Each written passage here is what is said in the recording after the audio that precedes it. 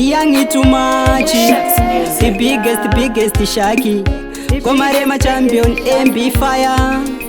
Ndanyora msodzi yakanjenga kana vandiona vagaenda kupenga. Ndanga ndambogaya futi kuzvisunga asi vatopindira Mwari vekudenga. Ndombogaya kaviri katatu kutiko ndikangozvipfudza inini. Kaviri katatu ndongoenda nsino ndaudza inini. Kaviri katatu dziva rinengwena ndonozvinyudza inini. Kaviri katatu ndongoenda nsino ndanga ndafunga ndagaya parefu ndaneta ndatura kabefu ndazviona varoyi muri rafu. Hapana sorimi hapana tafu munonyepera imi kutisekerera. Ndikakusiyai mungaenderera asi mangwana imi mungapemberera. Mwari vekudenga vakuregererei.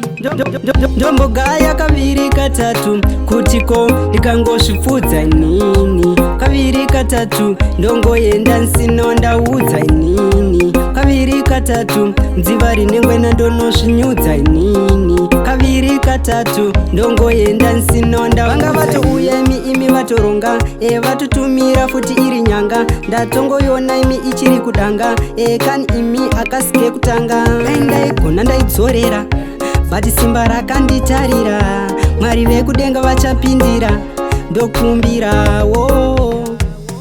Ndombogaya kaviri katatu kutiko ndikangozvipfudza inini. Kaviri katatu ndongoenda nsino ndaudza inini. Kaviri katatu dziva rinengwena ndonozvinyudza inini. Kaviri katatu ndongoenda nsino ndanga ndafunga ndagaya parefu ndaneta ndatura kabefu ndazviona varoyi muri rafu. Hapana sorimi hapana tafu munonyepera imi kutisekerera. Ndikakusiyai mungaenderera asi mangwana imi mungapemberera. Mwari vekudenga vakuregererei. Ndombogaya kaviri katatu kutiko ndikangozvipfudza inini. Kaviri katatu ndongoenda nsino ndaudza inini. Kaviri katatu dziva rinengwena ndonozvinyudza inini. Kaviri katatu ndongoenda nsino ndaudza inini. Ndombogaya kaviri katatu kutiko ndikangozvipfudza inini. Kaviri katatu